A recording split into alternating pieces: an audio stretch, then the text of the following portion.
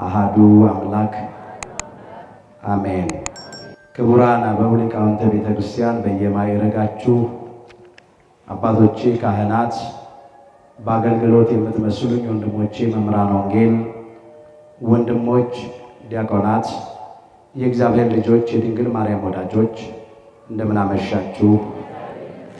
በቸርነቱ ሳይገባን የኃጢአታችንን ብዛት የሰውነታችንን ክፋት ተመልክቶ ሳያጠፋን ዕድሜ ለንስሐ ሰጥቶ ዳግም በቅድስናው ስፍራ ሰብስቦ ስሙን እንድንጠራ ቃሉን እንድንሰማ የፈቀደልን የአባቶቻችን የቅዱሳን አምላክ የሰራዊት ጌታ እግዚአብሔር ስለማይነገረው ስጦታው ክብርና ምስጋና ይግባው። የእናታችን የእመቤታችን የቅድስተ ቅዱሳን የድንግል ማርያም የወላዲት አምላክ ረድኤትና በረከት ለዘላለሙ በሁላችን ላይ አድሮ ይኑር። የምስጢር ባለቤት እግዚአብሔር አምላካችን ለሁላችንም ምስጢሩን ገልጦ ያስተምረን። መኑ እንጋ ገብር ምእመን ወጠቢብ፣ ታማኝና ልባም ባሪያ ማን ነው? የማቴዎስ ወንጌል ምዕራፍ 24 ቁጥር 45። ለዛሬ የአምላካችን እግዚአብሔር እንደረዳን መጠን በሚኖረን ጊዜ የምንማርበት የትምህርታችን ርዕስ ይህ ይሆናል። ዛሬ በዚህ ርዕስ ለመማር የመረጥንበት ምክንያታችን በቤተ ክርስቲያናችን ሥርዓት መሠረት የዚህ የዐቢይ ጾም 6ኛው ሰንበት እንደ አባታችን እንደ ቅዱስ ያሬድ ይትበሃል ገብር ኄር ይባላል። ገብር ማለት አገልጋይ ወይም ባሪያ ማለት ነው። ኄር ማለት ቸር ማለት ነው። በተለይም አባታችን ቅዱስ ያሬድ በዚህ በዐቢይ ጾም 6ኛው ሰንበት አምላካችን ጌታችን መድኃኒታችን ኢየሱስ ክርስቶስ ስለ አገልጋዮች መስሎ ያስተማረውን ትምህርት በስፋት እያነሳ ዘምሯል። ስያሜውን ያገኘው ከዚህ ነው። የመዝሙሩ ርዕስ ራሱ መኑ ውእቱ ገብር ኄር ነው የሚለው። ቸር አገልጋይ ማን ነው ይላል። ከጾመ ድጓው የተወሰደ ነው። ከቅዱስ ወንጌሉ ጋር ለማጣጣም ነው። እኛ መኑ እንጋ ገብር ምእመን ወጠቢብ ብለን የተነሳ ነው። ታማኝና ልባም ባሪያ ማን ነው? የማቴዎስ ወንጌል ምዕራፍ 24 ቁጥር 45 ላይ ርዕሳችን ነው። በዚህ ርዕስ ውስጥ በመጀመሪያ አምላካችን ጌታችን መድኃኒታችን ኢየሱስ ክርስቶስ ስለ አገልጋዮች በምሳሌ መስሎ ያስተማረውን ትምህርት በማቴዎስ ወንጌል ምዕራፍ 25 ቁጥር 14 እስከ 31 አንድ ጊዜ በቆሙ እንመለከተዋለን። ሁለተኛ ምስጢራዊ ትርጉሙን እንመለከትና ዛሬኛ ከዚህ ታሪክ ልንማረው የሚገባው ምን እንደሆነ አንስተን እንጠቀልለዋለን። አምላካችን እግዚአብሔር በነገር ሁሉ ማስተዋልን ይስጠን። ወደ ሌላ አገር የሚሄድ ሰው ባሮቹን ጠርቶ ያለውን ገንዘቡን እንደሰጣቸው እንዲሁ ይሆናልና አለ። ባለጸጋው ሰው ባሮቹን ጠርቶ ለእያንዳንዱ እንደየአቅሙ ሰጠ ይላል። ለአንዱ 5 መክሊት ሰጠ፣ ለሁለተኛው 2 መክሊት ሰጠ፣ ለሶስተኛው 1 መክሊት ሰጠ። ከዚያም እስከ መጣ ድረስ ነግዱበት አላቸው ይላል። የሉቃስ ወንጌል ምዕራፍ 19 ቁጥር 12 ላይ ይሄ ቃል ተመዝግቧል። ነግዱበት ነው የሚለው። መንግሥትን ይዞ እስኪመለስ ድረስ ይላል ቅዱስ ሉቃስ ሲመዘግብ። ሐዋርያውና ወንጌላዊው ቅዱስ ማቴዎስ ደግሞ ወደ ሩቅ አገር ሄደ ነው የሚለው።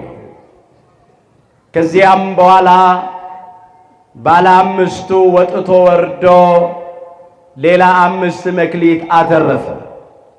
ባለ 2ቱ ወጥቶ ወርዶ ሌላ 2 መክሊት አተረፈ። ባለ 1ዱ ግን ወንበዴ ቢቀማኝ፣ ሌባ ቢሰርቀኝ፣ ቀጣፊ ቢያታልለኝ ብሎ መክሊቱን በጨርቅ ጠቅልሎ ጉድጓድ ቆፍሮ ቀበረው ይላል። ከብዙ ዘመን በኋላ ያ ባለጸጋው ሊቆጣጠራቸው መጣ ይላል። ተመልሶ መጣ። ቅዱስ ሉቃስ መንግሥቱን ይዞ ተመለሰ ይላል።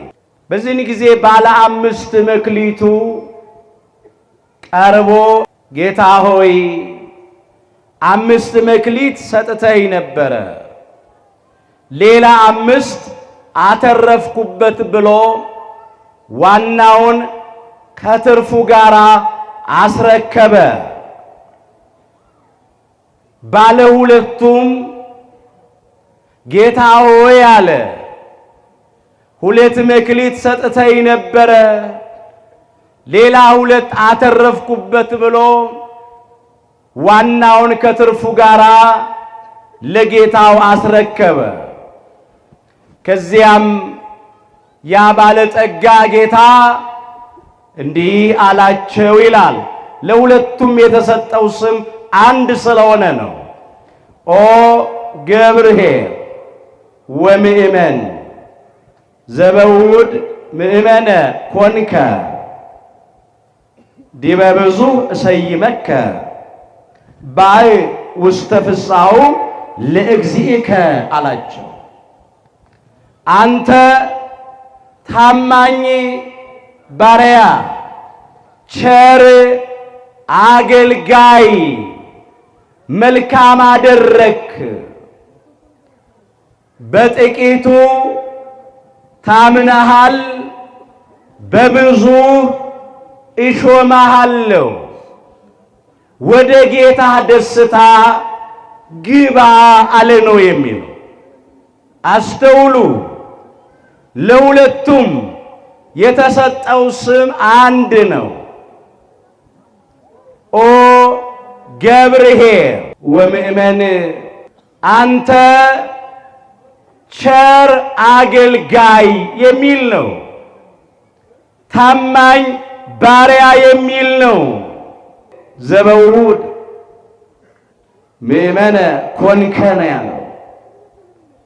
በጥቂቱ ታምነሃል፣ በጥቂቱ የታመንክ ሆነሃል። ዲበ ብዙ እሰይመከ፣ በብዙ እሾምሃለሁ። ባይ ውስተ ፍስሐሁ ለእግዚእከ፣ ወደ ጌታ ደስታ ግባ ነው ያላቸው። በጥቂቱ ታምነሃል፣ በብዙ እሾምሃለሁ። በምድራዊው ታምነሃል፣ በሰማያዊ እሾምሃለሁ። በሚያልፈው ታምነሃል፣ በማያልፈው እሾምሃለሁ። በጊዜያዊው ታምነሃል፣ በዘላለማዊ እሾምሃለሁ። ወደ ጌታ ደስታ ግባ። ተድላ ደስታ ወደሚደረግባት ግባ። ከጌታህ ጋር ስትደሰት ልትኖር ነው ያለው። ባለ አንዱ ቀረበ። ጌታ ሆይ አንተ ካልዘራህበት የምታጭድ ካልበተንክበት የምትሰበስብ ጨካኝ መሆንን አውቃለሁ አለ ነው የሚለው። የጀመረው ራሱ በውሸት ነው። ጌታችን መክሊት እንደያቅሙ ለሁሉ ሰጥቷል። ሳይሰጥ የጠየቀው ጥያቄ የለም። ለሱም አንድ ተሰጥቶታል። አልነገደበትም፣ አላተረፈበትም። ካልዘራህበት የምታጭድ ካልበተንክበት የምትሰበስብ ካላስቀመጥክበት የምታነሳ ነው ብሎ ዋሽቷል። ሌላው ጨካኝ ብሎታል። ለጋሱን ጌታ በነፃ የሰጠውን ሩሩን ጌታ ጨካኝ ብሏል። ዋሽቷል። እዚህ ላይም የድፍረት ቃል ተናግሯል። ፈራው አለ። ሰነፍ ፈሪ ነው። የሚታየው ወንበዴ ሲቀማው ነው፣ ሌባ ሲሰርቀው ነው፣ ቀጣፊ ሲያታልለው ነው እንጂ ሲሰራ ሲነግድ ሲያተርፍ ውጤታማ ሲሆን አይታየውም። ስለዚህ ፈራውና መክሊትን በጨርቅ ጠቅልዬ ምድርን ቆፍሬ ቀብሬዋለሁ፣ እንካ መክሊትን ውሰዳለው ነው የሚለው። ጌታውም እንዲህ አለ፣ ካልዘራሁበት የማጭድ ካልበተንኩበት የምሰበስብ ጨካኝ ጌታ መሆኔን ታውቃለህን? ይህንንማ ካወቅ ወይ መጀመሪያ መክሊቱን አልቀበልም ማለት ነው፣ ወይም ደግሞ መክሊቱን ከተቀበልክ በኋላ መስራት፣ መነገድ፣ ማትረፍ ነው። ይሄ ካልሆነ ደግሞ ለሚሰሩበት መስጠት ነበረብህ። ስለዚህ የዚህን የሰነፍ የክፉ ባሪያ መክሊቱን ውሰዱበት ነው ያለው። ኦ ገብር ሐካይ ወእኩይ ነው ያለው። አንተ ሐኬተኛና ክፉ ባሪያ ነው ያለው። እነኛ ገብር ኄር ወምእመን እንደተባሉ ታማኝና ቸር አገልጋይ እንደተባሉ ይሄ ደግሞ ሐኬተኛና ክፉ ባሪያ ተብሏል። መክሊቱን ውሰዱ፣ ደግሞ 5 ላተረፈው አብዝቶ ለሰራው ለባለ 10 ስጡት፣ ላለው ይጨመርለታል ይበዛለትማል። ሲሰራ እንደዚህ ነው፣ ይጨመራል፣ ይበዛል። እግዚአብሔር በጸጋ ላይ ጸጋ ይጨምራልና። ለሌለው ግን እንደዛ እንደ ባለ አንዱ አይነት ለሆነው በመክሊቱ ለማይሰራ ለሰነፉ ለክፉ ግን ያ አለኝ የሚለው አንዱ እንኳን ይወሰድበታል። ይህንን ሐኬተኛና ክፉ ባሪያ ወደ ውጪ ጣሉት። በዚያም ጭኑ ጨለማ አለ፣ ጥርስ ማፋጨት አለ፣ ልቅሶ አለ ነው ያለው። ታሪኩ ይሄ ነው በቁሙ። የዚህ ታሪክ ምስጢራዊ ትርጉም ምንድን ነው? በመጀመሪያ የገንዘቡ ባለቤት የመክሊቱ ባለቤት የአምላካችን የጌታችን የመድኃኒታችን የኢየሱስ ክርስቶስ ምሳሌ ነው። እሱ የጸጋ ሁሉ አምላክ የጸጋ ሁሉ ባለቤት ነውና አንደኛ ጴጥሮስ ምዕራፍ 5 ቁጥር 10 ላይ ባሮች የተባሉ አገልጋዮች የተባሉ የኛ የሰው ልጆች ምሳሌዎች ናቸው። መክሊት የተባለ ወይም ገንዘብ ምናን ታለንት ይለዋል። ይህ ደግሞ የአምላካችን የእግዚአብሔር ልዩ ልዩ የጸጋ ስጦታ ነው። ለሰው ልጆች የሰጠን የሚሰጠን ስጦታ ማለት ነው። አስተውላችሁ ከሆነ ባለጸጋው የገንዘቡ የመክሊቱ ባለቤት ባሮቹን ጠርቶ ለእያንዳንዳቸው እንደያቅማቸው ሰጠ ነው የሚለው። ሰጥቶ ወደ ሩቅ አገር ሄደ ይላል። መንግስትን ይዞ ሊመለስ ሄደ ይላል። አምላካችን ጌታችን መድኃኒታችን ኢየሱስ ክርስቶስ ሞትን ድል አድርጎ በተነሳ በ50ኛው ቀን ወይም ባረገ በ10ኛው ቀን ጸጋ መንፈስ ቅዱስን ለ120 ቤተሰብ እንደሰጠ ያጠይቃል። ከዚያም በኋላ ለክርስቲያኖች በሙሉ በየጊዜው እንደሰጠን ያመለክታል። ቅዱስ ጳውሎስ በኤፌሶን መልእክቱ ምዕራፍ 4 ቁጥር 7 ጀምሮ እንደ ክርስቶስ ስጦታ መጠን ለእያንዳንዳችን ጸጋ ተሰጠን። ለእያንዳንዳችን ጸጋ ተሰጥቶናል። እንደ ክርስቶስ ጸጋ መጠን ለአንዱ 5 ሰጠ፣ ለአንዱ 2 ሰጠ፣ ለአንዱ 1 ሰጠ ይላል። እሱ እንደወደደ ከተቀባዩ አይደለም ጉዳዩ፣ ከሰጪው ነው። ለእያንዳንዳችን እንደ ክርስቶስ ስጦታ መጠን የተሰጠን የጸጋ ስጦታ አለ። ያ መክሊት ነው። እንዲህም ብሎ ይቀጥላል። ወደ ላይ በወጣ ጊዜ ምርኮን ማረከ፣ ለሰዎችም ስጦታን ሰጠ ይላል አለ። ከዳዊት መዝሙር 67 ቁጥር 18 ላይ ነው ስቦ ያመጣው ቅዱስ ጳውሎስ። እዚህ ላይ ወደ ላይ በወጣ ጊዜ ማለት ወደ ሰማየ ሰማያት በወጣ ባረክ ጊዜ ምርኮን ማረክ፣ ዲያብሎስንና ሰራዊቱን ድል አድርጎ ከዲያብሎስና ከሰራዊቱ እጅ ነፍሳትን ነፃ ማውጣቱን መማረኩን ያጠይቃል። በአካለ ነፍስም ወደ ሲኦል ወርዶ ከሲኦል ከምርኮ ቤት ከግዞት ነፍሳትን ከዲያብሎስና ከሰራዊቱ እጅ ነፃ አውጥቷል፣ ማርኳል። ወደ ላይ በወጣ ጊዜ ምርኮን ማረክ፣ ለሰዎችም ስጦታን ሰጠ ይላል። ይሄ ነው እንግዲህ ወደ ሩቅ አገር ሄደ ይላል። ወዴት? ወደ ሰማየ ሰማያት ማረጉን ነው። ሩቅ አገር ማለት ያ ነው። ለምን? መንግስቱን ይዞ ሊመለስ ዳግም በግርማ መለኮት በመለኮታዊ ግርማ በክበበ ትስብእት በሰው መጠን በሥጋ ማርያም ከእልፍ አእላፋት ወትልፊት አእላፋት ቅዱሳን መላእክት ጋራ ይመጣ ዘንድ አለውና እነሆ በቶሎ እመጣለሁ፣ ለእያንዳንዱም እንደየሥራው መጠን እከፍል ዘንድ ዋጋዬ ከኔ ጋራ አለ ይላል ራዕየ ዮሐንስ ምዕራፍ 22 ቁጥር 12 ላይ። አስተውላችሁ ከሆነ ምንድነው ያለው? ተመልሶ መጥቶ ተቆጣጠራቸው ይላል። ዳግም ይመጣል። መቼ? በትንሣኤ ዘጉባኤ በመጨረሻው ቀን በፍርድ ቀን ይመጣል።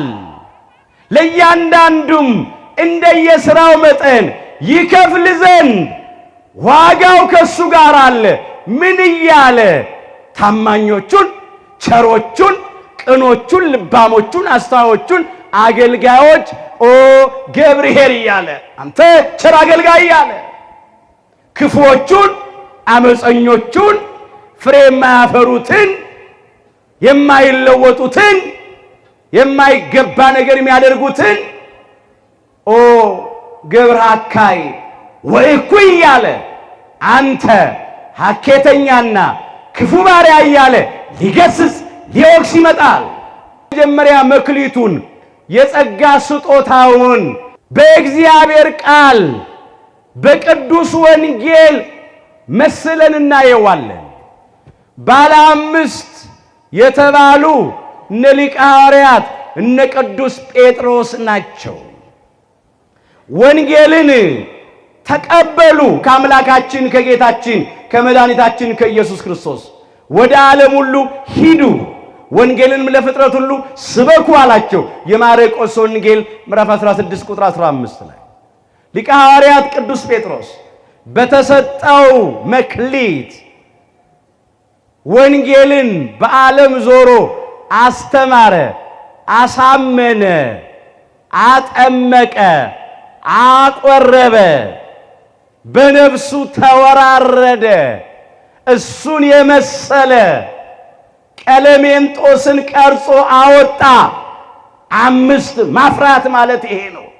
አስተምሮ መክሮ ፍጹም ወንጌልን አስተምሮት ስለ ክርስቶስ ስም፣ ስለ ጽድቅ፣ ስለ ወንጌል ብሎ በሮም ምድር በኔሮን ቄሳር ትእዛዝ ቁልቁል እስከ መሰቀል ደርሶ ታመነ። ቅዱስ ጳውሎስ ባለ ሁለት እርሱም እግዚአብሔር በሰጠው ጸጋ ወንጌልን አስተማረ። የአሕዛብ ሐዋርያ ነው። ብዙዎችን ከአምልኮተ ጣዖት ወደ አምልኮተ እግዚአብሔር፣ ከገቢረ ኃጢአት ወደ ገቢረ ጽድቅ መለሰ። ብዙ መናፍቃንን፣ ተጠራጣሪዎች፣ ሐሰተኞች፣ ከሃዲዎችን አሳፈረ። ለብዙ ሰው መዳን ምክንያት ሆነ። እሱን የመሰለ ቅዱስ ጢሞቴዎስን ቀርጾ አወጣ፣ አስተማረ። ኤፌሶን ምዕራፍ 3 ቁጥር 7 ላይ እንደ ኃይሉ ሥራ እንደተሰጠኝ እንደ እግዚአብሔር ጸጋ ስጦታ መጠን የወንጌል አገልጋይ ሆንኩለት ይላል። ያንን የተቀበለውን ቅዱስ ወንጌልን የማስተማር የመስበክ ጸጋ አተረፈበት። እሱም በኔሮን ቄሳር ትእዛዝ በሰይፍ እስኪቀላ ድረስ ተጋደለ። እሱም አፈራ። ሁለቱ ቅዱስ ጴጥሮስ፣ ቅዱስ ጳውሎስ እነሱን የመሰሉ ባለ ብዙ ፍሬዎች ናቸው። እንዲህ ይላቸዋል አምላካችን ጌታችን መድኃኒታችን ኢየሱስ ክርስቶስ፣ መልካም አንተ ታማኝና በጎ አገልጋይ፣ በጥቂቱ ታምነሃል፣ በብዙ እሾምሃለሁ፣ ወደ ጌታ ደስታ ግባ። የጌታ ደስታ ምትባል ከገቡ መውጣት ካገኙ ማጣት የሌለባት፣ በሰው ዓይን ያልታየች፣ በሰው ልብ ያልታሰበች፣ በሰው ጆሮ ያልተሰማች፣ እግዚአብሔር ለወዳጆቹ ያዘጋጃት ርስተ መንግሥተ ሰማያት ናት። አንደኛ ቆሮንቶስ ምዕራፍ 2 ቁጥር 9 ላይ በሰው ዓይን ያልታየች አለ፣ ገና አልተገለጠችምና፣ በሰው ጆሮ አልተሰማች አለ፣ ከቋንቋ በላይ ነችና፣ በሰው ልብ ያልታሰበች አለ፣ ሰው አስቦ ሊያውቃት አይችልምና፣ በምድር እሷን የምትመስል መንግሥት ርስት የለችምና ከአይምሮ በላይ ስለሆነች አምላካችን እግዚአብሔር ሁላችንን በቸርነቱ የጌታ ደስታ ወዳለባት ወደ መንግሥተ ሰማያት ከምርጦቹ ጋር ከታማኝ ከቸር አገልጋዮች ጋር እንድንገባ ሁላችንን ይርዳል። ባለ አንድ የተባለ ይሁዳ እና የሚመስሉት አስተውሉ። ችግሩ የመክሊቱ ማነስ አይደለም፣ የስጦታ ማነስ አይደለም። በተሰጠው ስጦታ አለማፍራቱ ነው፣ አለማትረፉ ነው እንጂ እሱም እኮ ከ12ቱ ሐዋርያት አንዱ ነበር፣ ተቆጥሮ ነበር። የምድር ጨው ከተባሉት ጋር ተቆጥሮ ነበር። ለራሱ አልጫ ሆነ፣ እንኳን ሌላውን ሊያጣፍጥ። የዓለም ብርሃን ናችሁ ከተባሉት ተቆጥሮ ነበረ፣ እንኳን ሌላው ሊያበራ ለራሱም ጨለመበት እንጂ። አምላኩን በመሳም አሳልፎ የሰጠ፣ የበላበትን ወጭት የሰበረ፣ የጎረሰበትን ጣት የነከሰ፣ የዘላለሙን ጌታ በ30 ብር የሸጠ፣ ጸጋውን ያክፋፋ ያልታደለ ሰው ነው። አላፈራም፣ አላተረፈም። ስለዚህ ተነጠቀ መክሊቱ፣ ተነጠቀ ጸጋው፣ ተገፈፈ። እንደ አስቆሮቱ ይሁዳ ከመሆን እግዚአብሔር ሁላችንን ይሰውረን። ክፉ ሰነፍ ባሪያ የሚባሉ እንደሱ ያሉ ናቸው፣ ያልታደሉ ማለት ነው። ወደ ውጭ አውጡት ያላቸው ቅዱሳን መላእክትን ነው። እነሱ ናቸው ወደ ውጭ ነው። አውጥታችሁ ወደ ጨለማው ጥርስ ማፋጨትና ልቅሶ ወዳለበት ጣሉት ነው ያለው። ትል ወደማያንቀላፋ እሳት ወደማይጠፋ ጨለማ ወደማይገፋ ወደ ሲኦል ኋላም ወደ ገሃነመ እሳት ጣሉት ነው። እግዚአብሔር አምላካችን ሁላችንን በቸርነቱ ከዚህ ይሰውራል። ሌላ ሁሉ አይለወጥም። መክሊቱን እየቀያየርን እንመለከታለን። የመክሊቱ ባለቤት አምላካችን ጌታችን መድኃኒታችን ኢየሱስ ክርስቶስ፣ ባሮች እኛ የሰው ልጆች አገልጋዮች፣ መክሊቱ ልዩ ልዩ አይነት የጸጋ ስጦታዎች። ይሄን ነው የምናየው። ሌላው በመክሊት የሚመሰል ክህነት ነው፣ መንፈሳዊ ሹመት። ባለ አምስቶች አሉ፣ ብፁዓን አበው ሊቃነ ጳጳሳት ናቸው። ይሄውም አምስት የተባለ ጸጋቸው መክሊታቸው አንብሮተ እድ ላይለ ኤጲስቆጶስ፣ ቀሳውስትን መሾም፣ ዲያቆናትን መሾም፣ ማጥመቅ፣ ቀድሶ ማቆረብ። የታደሉት አተረፉ። እና አባ ዲዮስቆሮስ ጺማቸው እስኪነጭ ጥርሳቸው እስኪረግፍ ድረስ እና አባ አትናቴዎስ ናሪዎስን ተከራክረው የረቱ ምላሽ ያሳጡ፣ እነ ጎርጎርዮስ፣ እነ ቄርሎስ፣ እነ ኤጲፋኒዮስ የታደሉት የሃይማኖት አባቶች ብፁዓን አበው ሊቃነ ጳጳሳት አተረፉ። ስለዚህ ገብርኄር ቸር አገልጋይ ተባሉ። እግዚአብሔር አምላካችን ዛሬም እንዲህ ያሉትን ቸር አገልጋዮች፣ ታማኝ ሃይማኖት አባቶች፣ በነፍሳቸው የሚወራረዱ ከመንጋው በፊት ራሳቸውን የሚያስቀድሙና ራሳቸውን ለመንጋው አሳልፈው የሚሰጡትን ቁጥራቸውን ያብዛልን። ባለ ሁለት ቀሳውስት ካህናት ማጥመቅና ማቁረብ የታደሉ ካህናት ደግሞ በእውነት ብዙዎችን እያስተማሩ እያሳመኑ እያጠመቁ እያቆረቡ የእግዚአብሔር ልጆች የሚያደርጉ እንዲድኑ እንዲጸድቁ ምክንያት የሆኑ አሉ። ዛሬም ቸርና ታማኝ ካህናቱን እግዚአብሔር ቁጥራቸውን ያብዛል። ባለ አንድ ዲያቆን አሁን ባለ አንድ ዲያቆን ስለሆነ ሁሉ ጊዜ ዲያቆን ያከስራል አያተርፍም ማለት አይደለም። አስተውሉ። ባለ አንድ ዲያቆን ነው ስንል የተሰጠውን መክሊት ማለታችን ነው እንጂ ዲያቆናት ሁሉ አክሳሪዎች ማለት አይደለም። እንዴ ከዲያቆናት እኮ ቀዳሜ ሰማዕት ቅዱስ እስጢፋኖስ እኮ አለ። እሱን የመሰሉም የሱን ፈለግ የተከተሉ እውነተኞች ዲያቆናት አሉ። ለተልእኮ የሚፋጠኑ ሲጠሩ አቤት ሲላኩ ወዴት የሚሉ በትህትና በተሰበረ ልብ በተዋረደ መንፈስ የሚመላለሱ አሉ።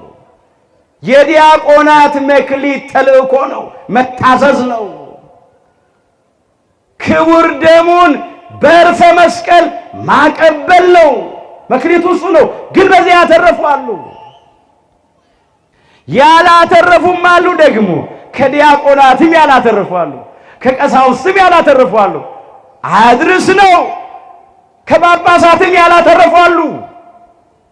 አክሳሪዎች እነ ሰባሌዎስ እነ መቅዶንዮስ መንፈስ ቅዱስ እጹጽ ነው አካል የለውም ያሉ ጳጳሳት ነበሩ፣ አክስረዋል።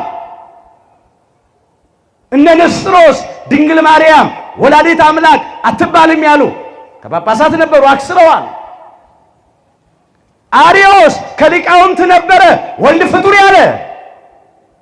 እነ ሉተር ምንፍቅናን፣ ጥርጥርን፣ የሐሰት ትምህርትን የዘሩ አክስረዋል፣ አላተረፉም።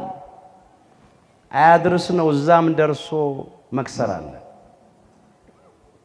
አስተውሉ። ሁል ጊዜ ባለ አንድ መክሊት ብቻ ያከስራል ማለት አይደለም፣ ወይ ባለ አምስት ያተርፋ ማለት አይደለም። ሁል ጊዜ ባለ ሁለት አትራፊ ነው ማለት አይደለም። ከካህናትም ያከሰሩ አሉ፣ ያላተረፉ አሉ፣ ሃይማኖት የካዱ አሉ። ከአገልጋዮች የዛሬን ያርገውና ዲያቆን ነበርኩ፣ ቄስ ነበርኩ፣ መነኩሴ ነበርኩ፣ እዚህ ገዳም የኔ ዓመት ኖር ያለ የሚሉ እኮ አሉ። ሰባኪ ወንጌል ነበርኩ፣ ዘማሪት ነበርኩ የሚሉ ሞልተዋል። እሱማ የዛሬን ያርገውና ሰይጣን ዲያብሎስም የመላእክት አለቃ ነበረ። የክብር ስሙም ሳጥናኤል ነበረ።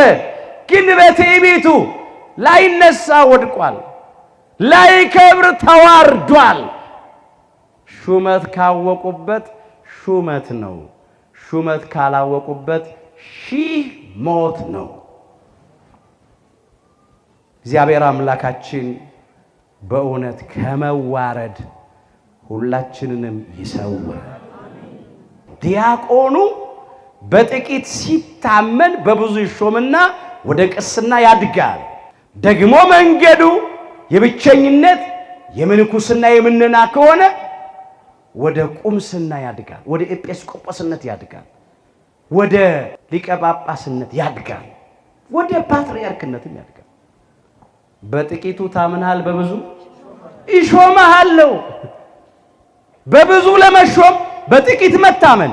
አንደኛ ጢሞቴዎስ ምዕራፍ 3 ቁጥር 13 ጀምሮ በዲቁና ሥራ በመልካም ያገለገሉ ለራሳቸው ትልቅ ማዕረግና በኢየሱስ ክርስቶስ ባለው እምነት ብዙ ድፍረት ያገኛሉ ይላል።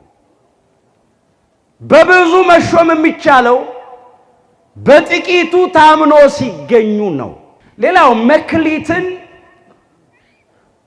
ክርስቲያኖች በመሆናችን ያገኘነው እናያለን።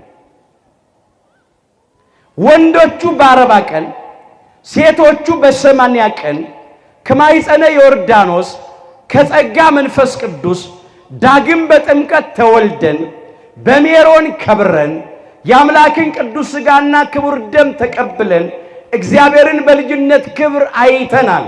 ለመንግሥተ ሰማያት ክብር ታጭተናል። ክርስቲያን ሆኖ ይሄ መክሊት ያልተሰጠው ማንም የለም። ልጅነት መክሊት ነው፣ ጸጋ እግዚአብሔር ነው።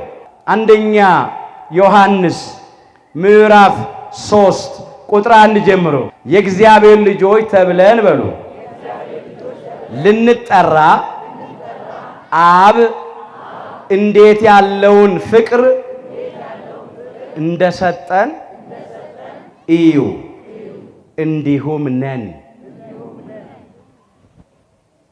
የእግዚአብሔር ልጆች ተብለን እንድንጠራ አምላካችን እግዚአብሔር ይሄንን ፍቅር ሰጥቶናል። እንዲሁ ነን፣ ልጆቹ ነን። ልጆቹ ተብለን ልንጠራ አይገባንም። ግን በፍቅሩ ብዛት ልጆቼ አለን። በባህሪው ሞት የሌለበት፣ በመንግስቱ ሽረትና እልፈት ለውጥ የሌለበት የዘላለም አምላክ፣ የዘላለም አባት፣ የዘላለም ንጉሥ የእግዚአብሔር ልጆች ነን። ቢሰጥ የማያልቅበት፣ ሰጥቶ የማይጸጸት፣ ሲሰጥ በልግስና ያለ ዋጋ በነፃ የሚሰጥ፣ ሲሰጥ ለፍጥረቱ መልካም ስጦታ የሚሰጥ፣ ሲሰጥ ከምንለምነው በላይ የሚሰጥ፣ ከምናስበው ሁሉ ይልቅ እጅግ አብልጦ የሚሰጥ የእግዚአብሔር ልጆች ነን። ልጅነት መክሊት ነው። በጥምቀት ያገኘነው ልጅነት ለእያንዳንዳችን ተሰጥቶናል። ከዚያ 2 የተሰጠው አለ፣ ሌላ የተጨመረለት ደግሞ 5 የተሰጠው አለ። ጸጋውን እግዚአብሔር ያበዛለት ሰው አለ። ልጅነት ግን ጸጋችን ነው። አምላካችን እግዚአብሔር ባለ 5ቶችም ባለ 3 ባለ 2ቶችም ባለ 1ዶችም ብንሆን እንድናተርፍ ነው የሚፈልገው። ሮሜ 12 ቁጥር 6 ላይ እንደተሰጠንም ጸጋ በሉ ልዩ ልዩ ስጦታ አለን። አስተውሉ። ጸጋ ያልተሰጠው ክርስቲያን የለም። ክርስትና ራሱ ልጅነት ራሱ የጸጋ ስጦታ ነው። ትንቢት ቢሆን እንደ እምነታችን መጠን ትንቢት እንናገር፣ መጻያትን የሚናገሩ አሉ። አገልግሎት ቢሆን በአገልግሎታችን እንትጋ፣ የሚያስተምርም ቢሆን በማስተማሩ ይትጋ፣ የሚመክርም ቢሆን በመምከሩ ይትጋ፣ የሚሰጥ በልግስና ይስጥ እያለ ይዘረዝራል። ልዩ ልዩ አይነት የጸጋ ስጦታዎች አሉ ቤተክርስቲያን ውስጥ። ቆሞ መርሃ ግብር መምራት ጸጋ ነው። ቁጭ ብሎ መማር ጸጋ ነው። ቆሞ ማስተናገድ ጸጋ ነው። ቤተ ክርስቲያን ማጽዳት መጥረግ ጸጋ ነው። ናታንም ይባላሉ፣ ያጸዳሉ። የጸጋ ስጦታ ነው። ሁሉ ጳጳስ ሊሆን አይችልም። ሁሉ ቄስ ሊሆን አይችልም።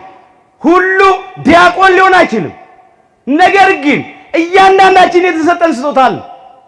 በተሰጠን ስጦታ ማትረፍ፣ በትጋት ማገልገል፣ ያወቅነውን ዕውቀት ማሳወቅ፣ የሰማነውን ማሰማት፣ የተማርነውን ማስተማር። ባለ አንዱ በልቡ እንደፈራ በሐሳብ ጨርቅ ነው የጠቀለለው። ምን ብሎ ወንበዴ ቢቀማኝ አለ። አላውያን አረማውያን ነገስታት ሰይፉን ስለት አሳይተው እሳት አንድደው ቢያስፈራሩኝስ፣ ቢገርሉኝስ፣ ቢያጠፉኝስ ብሎ ፈራ። ስለዚህ ሳይመሰክር ቀረ።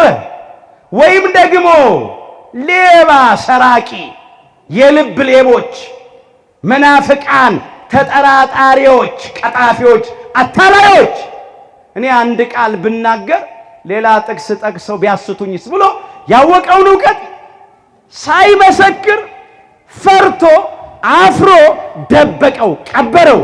እግዚአብሔር አምላካችን መክሊት ቀባሪዎች አያድርገን። በወንጌል ብሎ አላፍርም። ሮሜ ምዕራፍ 1 ቁጥር 16 መመስከር ነው፣ ማስተማር ነው፣ መናገር ነው።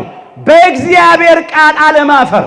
እነሱ ሐሰት ሲናገሩ፣ ጥርጥርና ክህደት ሲዘሩ መቻፈሩ። እኛ እውነት ስንናገር፣ እውነት ስንመሰክር ለምን እናፍራለን? ለምን እንፈራለን? ደግሞ መጽሐፍ እኮ እንደዚህ ይላል፣ ሥጋን የሚገድሉትን አትፍሩ፣ ነፍስን መግደል አይቻላቸውምና ነው የሚለው የማቴዎስ ወንጌል ምዕራፍ 10 ቁጥር 28 ላይ። ነፍሳችንን የት ያገኟታል? ቢገድሉ ሥጋን ነው።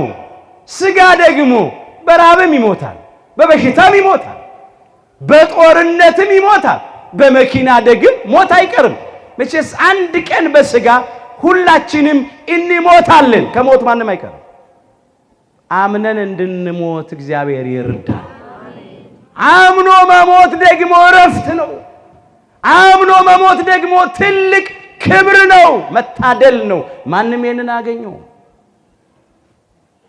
እየፈራን የእግዚአብሔርን ቃል ሳንመሰክር፣ እውነትን ሳንናገር፣ በሐሳብ ጨርቅ ጠቅልለን በልቡና መቃብር መቅበር የለብንም፣ ማትረፍ አለብን። ሌላው መክሊት በቤተሰብ ይመሰላል።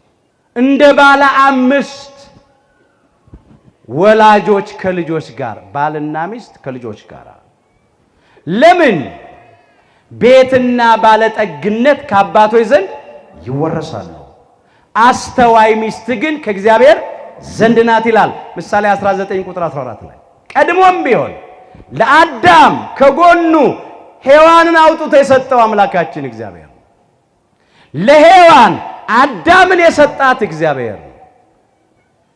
ባል ለሚስት የእግዚአብሔር ስጦታ ነው። ሚስት ለባል የእግዚአብሔር ስጦታ ናት። ሚስትን ያገኘ በሉ በረከትን አገኘ። ምሳሌ 18 ቁጥር 22 ሚስትን ያገኘ ምን አገኘ? በረከትን አገኘ። ጸጋ እግዚአብሔር ነው። አስተውሉ። ሚስት ለባል መርገም አይደለችም፣ ወይም ባል ለሚስት መርገም አይደለም።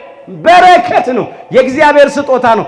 በረከት ማለት ዋጋ ያልከፈልንበት ከእግዚአብሔር በነፃ የተቀበልነው ማለት እኮ ነው። ባልና ሚስት ከልጆቻቸው ጋር ልጆች የእግዚአብሔር ስጦታዎች ናቸው፣ የሆድም ፍሬ የእርሱ ዋጋ ነው ይላል መዝሙር 126 ቁጥር 3 ላይ። ለወላጆች ልጆችን የሚሰጥ እግዚአብሔር ነው። ልጆች ከአባት አብራክ ተከፍለው በእናት ማህፀን ተጸንሰው እንዲወለዱ የሚያደርግ እግዚአብሔር ነው። ስለዚህ ቤተሰብ ወላጆች ከልጆች ጋር እያንዳንዳችን ከዚያ ውስጥ የተገኘ ነው። ትልቁ ተቋም ቤተሰብ ነው። አሁን ታማኝና ልባም ቤተሰብ ማን ነው? ቸር አገልጋይ ማን ነው እንዳለ ቸር ቤተሰብ ማን ነው? እስቲ ወላጆች ቤታችሁን መርምሩት። ልጆች እስቲ በዓይነ ሕሊናችሁ ወደ ቤቶቻችሁ ሂዱ። እንዴት ነው እግዚአብሔር የሚደሰትበት ቤተሰብ ነው? ሃይማኖታችን አጽንተን ምግባራችንን አቅንተን ለንስሐ የሚገባ ፍሬ አፍርተን የአምላክን ቅዱስ ሥጋና ክቡር ደም ተቀብለን ተዘጋጅተን ነው የምንኖረው። ፍሬ አለን። እሱ ቢመጣ ዳግም ሊቆጣጠር ምን ይመስላል? ባለ አምስቱ መክሊት ቤተሰባችን ምን ይመስላል? አንዳንድ ቤት ውስጥ እኮ ባል ሌላ ነው፣ ሃይማኖትን ክዷል። ሚስትም ደግሞ ሌላ ናት። ልጆች ልዩ ልዩ የጥርጥርና የክህደት እምነት ውስጥ ነው ያሉት። የተበላሸ ቤት ውስጥ ነው ያለው። በእኛ ዘንድ ይሄ አይደረግ። ሌላው ባለ ሁለት የተባሉ ባልና ሚስት ሁለት መክሊት ባልና ሚስት ትዳር ይዛችሁ የምትኖሩ ጋብቻችሁ ቅዱስ ነው? መኝታችሁ ንጹህ ነው? መጋባት በሁሉ ዘንድ ክቡር መኝታውም ግን ንጹህ ይሁን ይላል።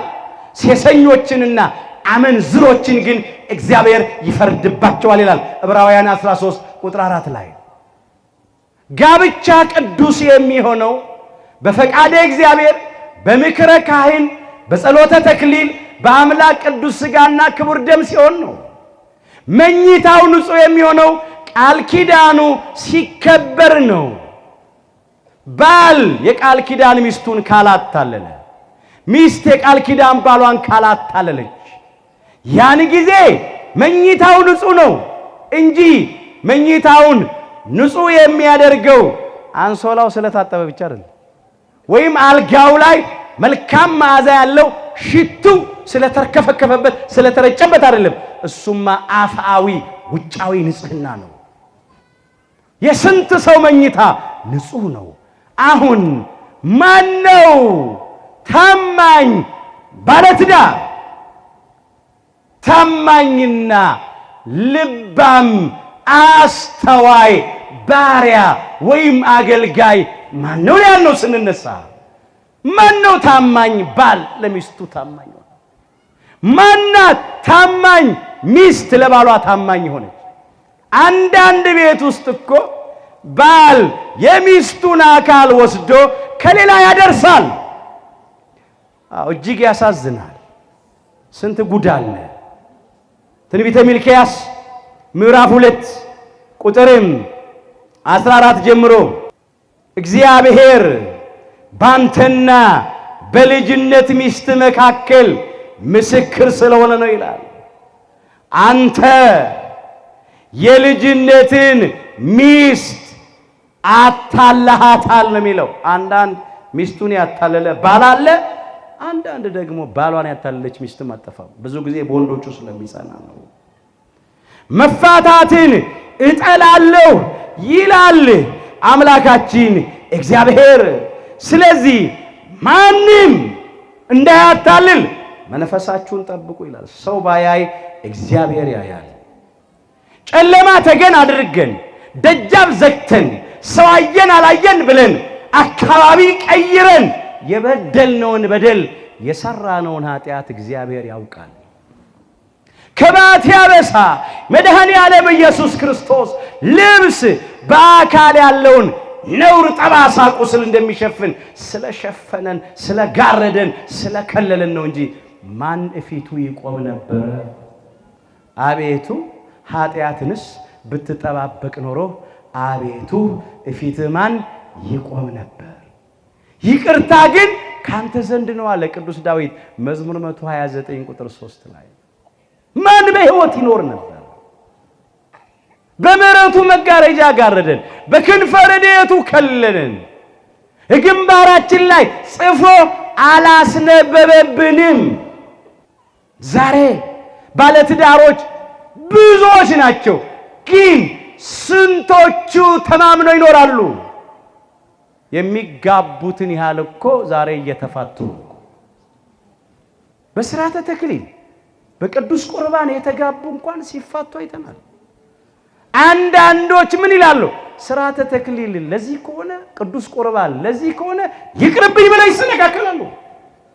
የማያፈራ የማይታመን አገልጋይ ራሱን ብቻ አይደለም ይዞ የሚጠፋው ለሌላው መሰናክል ነው። የማይተማመኑ ባልና ሚስት በየወንዙ ይማማላሉ። እሱ ነው የሆነው።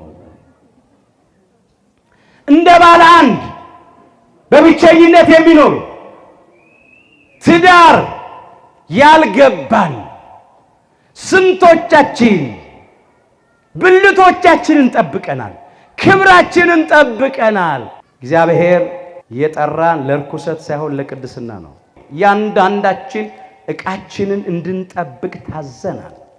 ከጋብቻ በፊት የሚደረግ ማንኛውም ሥጋዊ ግንኙነት ዝሙት ነው።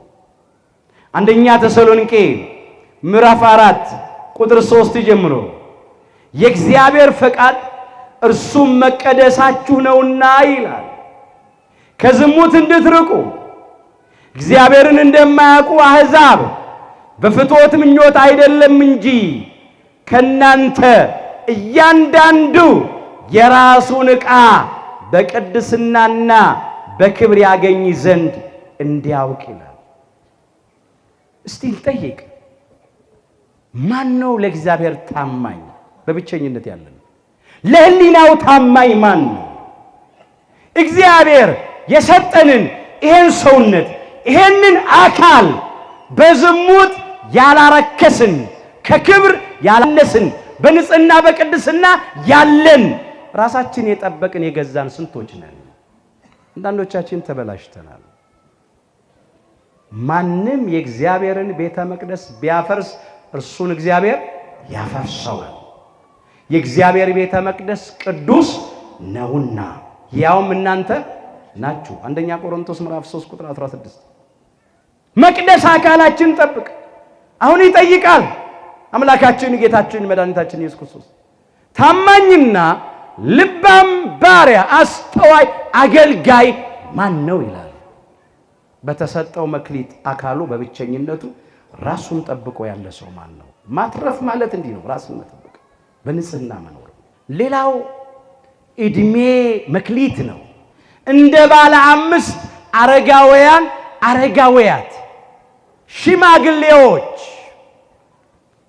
ለምን ብዙ እድሜ ስላስቆጠሩ እግዚአብሔር የእድሜ ባለጸጋዎች ስላደረገ። እድሜ የማን ስጦታ ነው?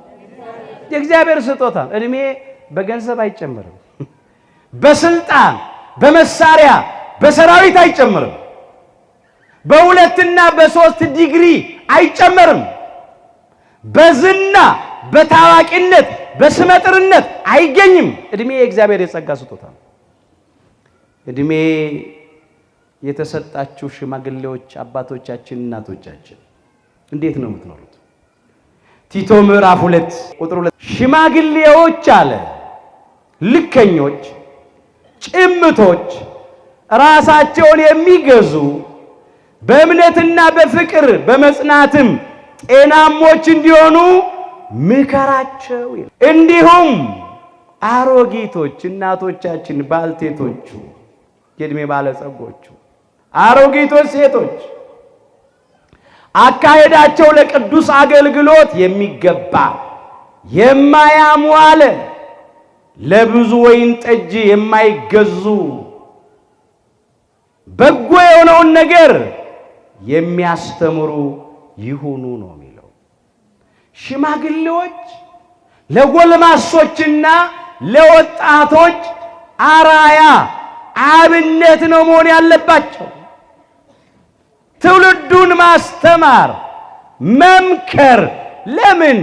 እድሜ ራሱ ጥሩ ትምህርት ቤት ስለሆነ በትውልዱ መካከል ፍቅርን መዝራት፣ ሰላምን መዝራት። ዛሬ እኮ አንዳንድ ሽማግሌዎች እኮ በትውልዱ መካከል ጥርጥር እየዘሩ ነው እኮ፣ ክህደት እየዘሩ እኮ ነው። በስተርጅና ጸብ፣ ጎጠኝነት እየዘሩ እኮ ነው። ጥላቻ፣ መለያየት ለትውልዱ እየነገሩ እኮ ነው። ከየት መጣ መሰላችሁ? ሁለት ፀጉር አብቅለው እሞት አፋፍ ላይ ሆነው ጉድጓዳቸው ተምሶ ልጣቸው ርሶ እንኳን የማይመለሱ ሰዎች አሉ። ለነኚህ ሽማግሌዎች እግዚአብሔር ልብ ይስጥ። ሽማግሌ ማስታረቅ ነው ስራው። ሽማግሌ መምከር ነው ስራው። በጎ የሆነውን ማሳየት ነው። ሽማግሌ በነውር ሲረክስ አይደለም የሚገኘው። አንዳንድ ሽማግሌዎች በእድሜ እንኳን ገፍተው አንድ ፍሬ ልጆች ሲያበላሹ ተገኝተዋል። ስንት ጉድ አለ መሰላችሁ። ማን ነው ታማኝ አረጋዊ? ማናት ታማኝ አረጋዊት? በሽምግልና ታማኝ ሽማግሌዎች ይፈልጋል እግዚአብሔር። አስተዋይ ሽማግሌዎች ይፈልጋል። አሁንም ለሀገራችን ለኢትዮጵያና ለሕዝባችን ታማኝ ልባም አስተዋዮች ሽማግሌዎች ይስጠን።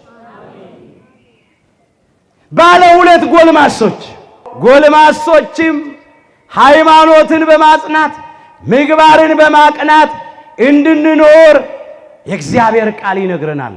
ሁለተኛ ጢሞቴዎስ ምዕራፍ 2 ከቁጥር 22 ጀምሮ ከክፉ የጎልማሳነት ምኞት ግን ሽሽ ይላል። በንጹህ ልብ ጌታን ከሚጠሩ ጋራ ጽድቅን፣ እምነትን፣ ፍቅርን፣ ሰላምን አጥብቀ ተከተል። ጉልምስናም በጽድቅ በፍቅር በንጽህና የምንኖርበት እድሜ ነው፣ የኃጢአት አይደለም። ባለ አንድ ወጣቶች ወጣትነት ባለ አንድ መክሊትነት ነው። በጉብዝና ወራት ፈጣሪ አስብ። መጽሐፈ መክብብ ምዕራፍ 12 ቁጥር 1 ሮጠን በምንቀድምበት፣ ታግለን በምንጥልበት፣ ጨብጠን በምናቆምበት፣ ተናግረን በምናሳምንበት በዚህ በጉብዝናችን በወጣትነታችን ወራት እግዚአብሔርን ማሰብ አለብን። ወጣቶች ወጣትነታችን ለማን ይሆን? አንዳንድ ወጣቶች በወጣትነታቸው ጊዜ የማይገባ ነገር ሲያደርጉ ተገኝተው አንዳንድ ቤተሰቦችም እንደዚህ ይላሉ። እነሱ እኮ ልጆች ናቸው፣ ይጫወቱ በጊዜያቸው ነው። ወጣትነት ለማመንዘር ነው፣ ጠጥቶ ለመስከር ነው፣ ለመጨፈር ነው። ወጣትነት በሲጋራ በጫት በአሽሽ ሱስ ለመመላለስ ለመርከስ ነው። ወጣትነት ሌላውን ለመግፋት ለመደብደብ ነው አይደለም። ወጣትነት ሽማግሌዎችን ለማፈርና ለማክበር ነው። የደከሙትን ለማበርታት ነው። የሚንገዳገዱትን ደግፎ ለማቆም ነው። ግን ዛሬ ታማኝ ወጣት ማን ነው? ታማኝና ልባም ባሪያ አስተዋይ አገልጋይ ማን ነው ይላል እግዚአብሔር። ሁላችንን ከታማኞቹ ይቁጠር። ሌላው ገንዘብ መክሊት ነው። ራሱ ምሳሌው እኮ ገንዘብ አይደል? እንደ ባለ 5 እጅግ ባለጠጎች፣ እንደ ባለ 2 መካከለኛ፣ እንደ ባለ 1 ደግሞ እንዳቅሙ። እግዚአብሔር ከባለጠጎችም ትርፍ ይፈልጋል። ለተራበ እንድናጎርስ፣ ለታረዘ እንድናለብስ፣ ለተጠማ እንድናጠጣ፣ ለድሃ ቸርነት እንድናደርግ ይፈልጋል። መልካም ማድረግን በሉ ለሌሎችም ማካፈልን አትርሱ። እንዲህ ያለው መስዋዕት እግዚአብሔርን ደስ ያሰኘዋልና። ዕብራውያን ምዕራፍ 13 ቁጥር 16 እግዚአብሔርን ደስ ከሚያሰኙት መስዋዕቶች መካከል አንዱ ለሌላው ማካፈል ነው። እንድናካፍል ነው እግዚአብሔር ገንዘብ የሰጠን። ታማኞቹ ቸር አገልጋዮች እግዚአብሔር የሰጣቸውን ገንዘብ አካፈሉ፣ ለድሆች መጸወቱ፣ ለሚመጣው ዘመን ለራሳቸው በጎ ነገር አኖሩ። አንደኛ ጢሞቴዎስ ምዕራፍ 6 ቁጥር 17 ጀምሮ ሁሉን በሚሰጠን በሕያው እግዚአብሔር እንጂ በሚያልፍ ባለጠግነት ተስፋ እንዲያደርጉ እዘዛቸው ይላል። ባለጠጎች እውነተኛውን ሕይወት ይይዙ ዘንድ ለሚመጣው ዘመን ለራሳቸው ለሚመጣው ዘመን ያለው አምላካችን ዳግም ለፍርድ በሚመጣው ዘመን ነው። ከሞት በኋላ ስላለው ሕይወት፣ ከመቃብር በኋላ ስላለው ትንሣኤ፣ ስለ ዘላለማዊው ሕይወት ነው። መልካም መሰረት የሚሆንላቸውን መዝገብ እየሰበሰቡ መልካሙን እንዲያደርጉ በበጎም ሥራ ባለጠጎች እንዲሆኑ። በምን ባለጠጎች እንዲሆኑ? እግዚአብሔር ሁላችንን የበጎ ሥራ ባለጠጎች ያድርገን። አሁን በምድራችን ላይ ብዙ ሚሊዮነሮች፣ ቢሊዮነሮች፣ የገንዘብ ባለጠጎች አሉ። እግዚአብሔር ግን የሚፈልገው ከገንዘብ ባለጠግነት በላይ የበጎ ሥራ ባለጠግነት፣ የጽድቅ ባለጠግነት ይፈልጋል። የጽድቅ ድሃ ከመሆን እግዚአብሔር ይሰውራል። ሊረዱና ሊያካፍሉም የተዘጋጁ እንዲሆኑ ምከራቸው። መርዳት ነው፣ ማካፈል ነው። በኋላም እኮ ቢለው ምንድን ነው? ብራብ አብልታችሁኛል፣ ብጠማ አጠጥታችሁኛል፣ ብታረዝ አልብሳችሁኛል። ኑ እናንተ የአባቴ ቡሩካን አይደል? በፍቅር ቃል ይጠራቸዋል፣ የሕይወት ቃል ያሰማቸዋል፣ ወደ መንግስቱ ያስገባቸዋል። ያንም በቸርነቱ ለመንግስቱ ክብር ያውቃል። ይህን እኮ ነው በጥቂቱ ታምናል በብዙ ሾማል፣ ወደ ጌታ ደስታ ግባ ማለት እኮ በሚጠፋው በምድራዊው በሚያልፈው ገንዘብ ታምናሃል፣ እኔ ደግሞ በማይጠፋው በማያልፈው በሰማያዊ ገንዘቤ መንግስት ይሾማል። ባለ አንድ እንዳቅሙ ማትረፍ መስጠት ፍላጎት ካለ መንገድ አለ። አንድ ነገር ላንሳላችሁ። የዚያን በባለጠጋው በነዌ ደጃፍ ተኝቶ ፍርፋሬ ተመኝቶ ይለምን የነበረውን አልዓዛርን እናስብ። በሉቃስ ወንጌል ምዕራፍ 16 ቁጥር 19 ጀምሮ ታሪኩ ተመዝግቧል። ባለጠጋው በምቾት በድሎት ይኖር ነበረ፣ ልብስ ምግብ የለዋወጠ።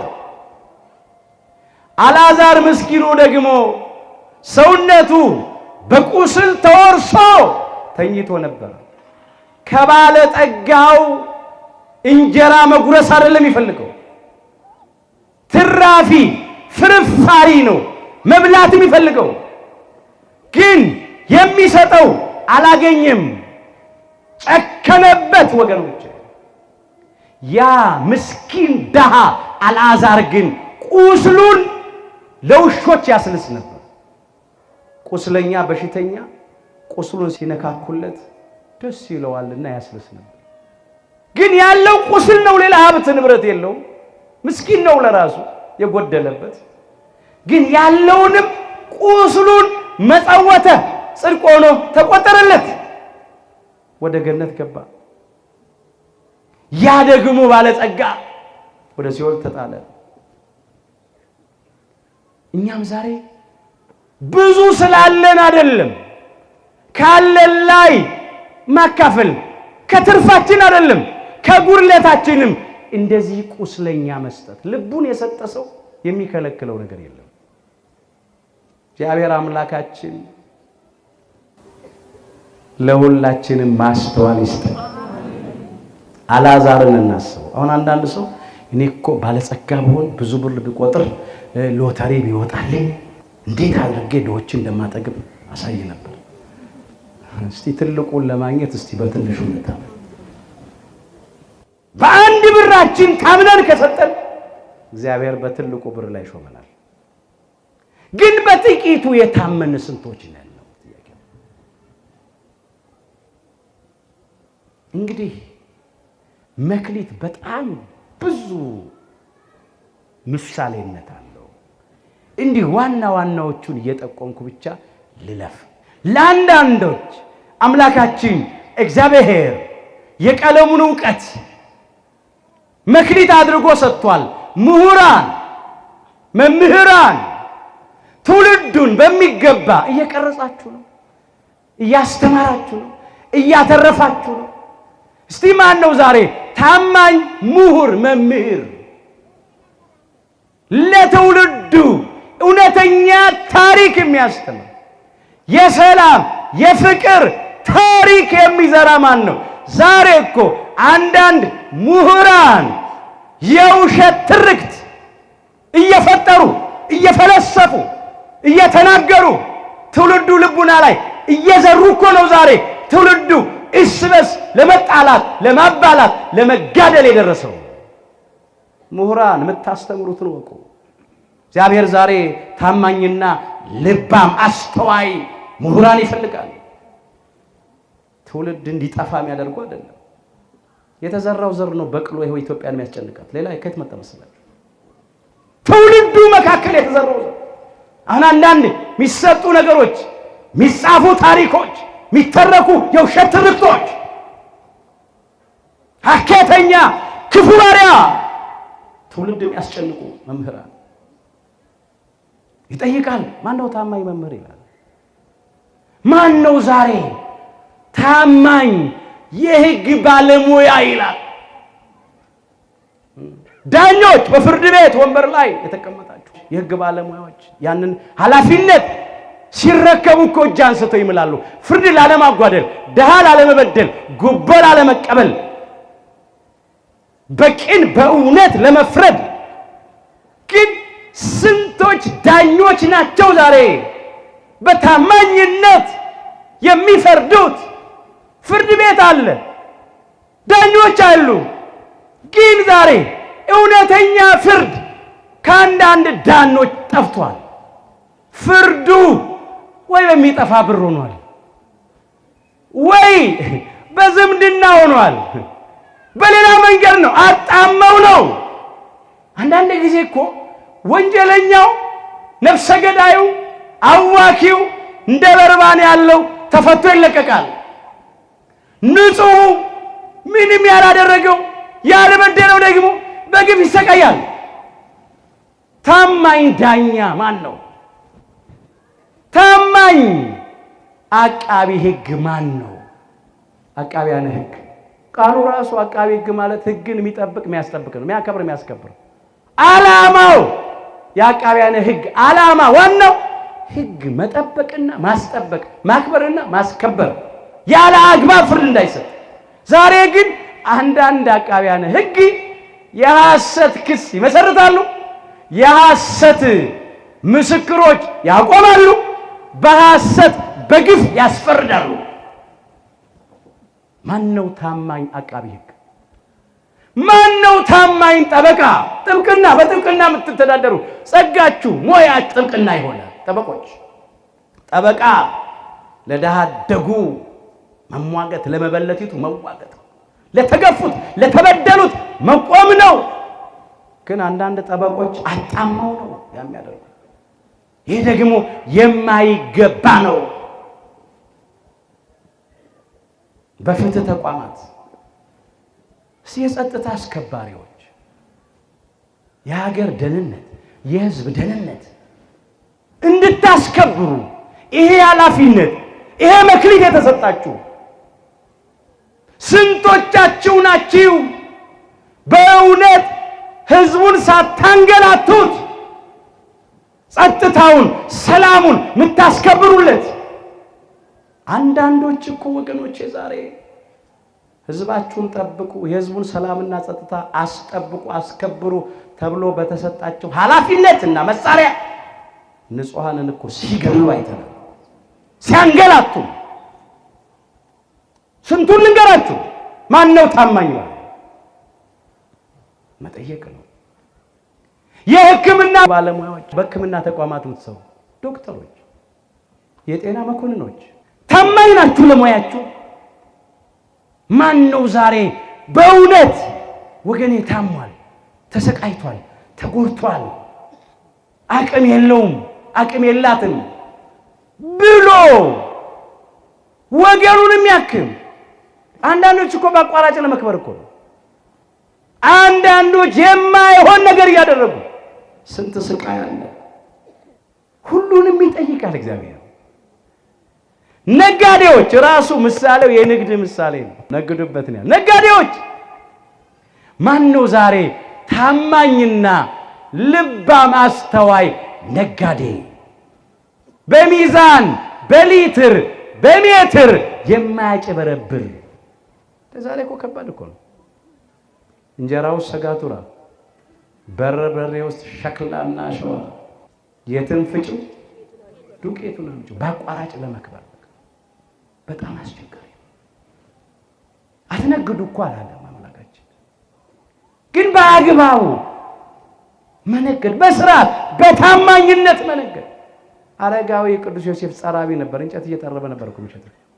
ሐዋርያው ቅዱስ ጳውሎስ እኮ ሌሊት ድንኳን ሲሰፋ ያድራል፣ ቀን ደግሞ ሲሸጥ ይውላል።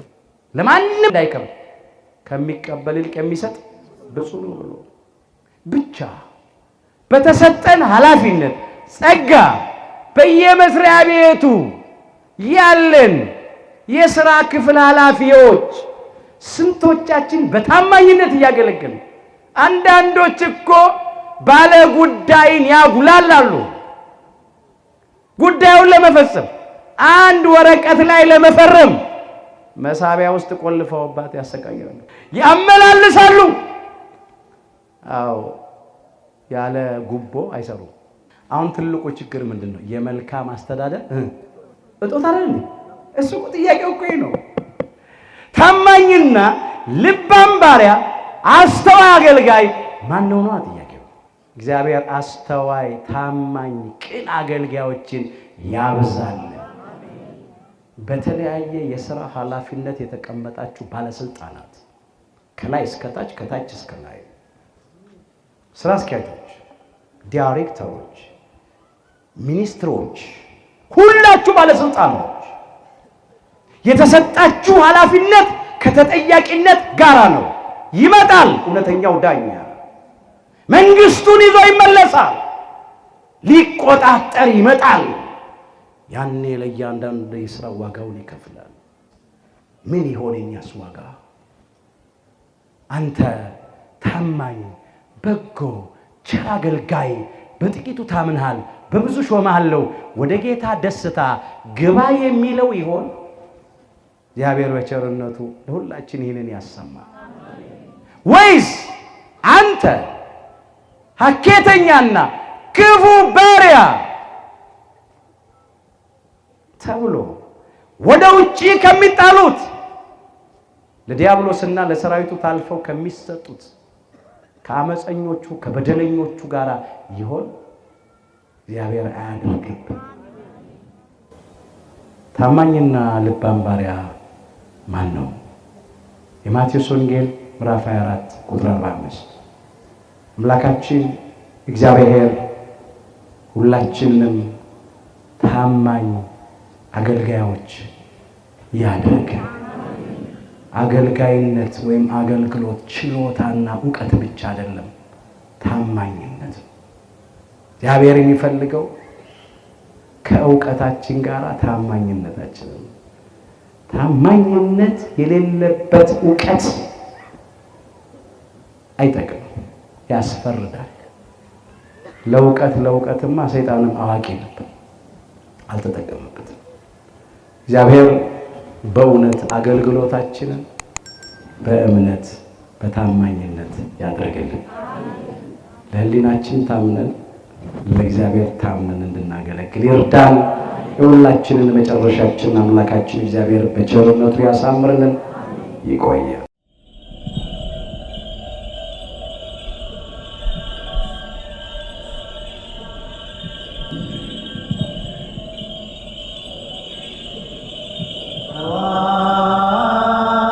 Amen. ኢየሱስ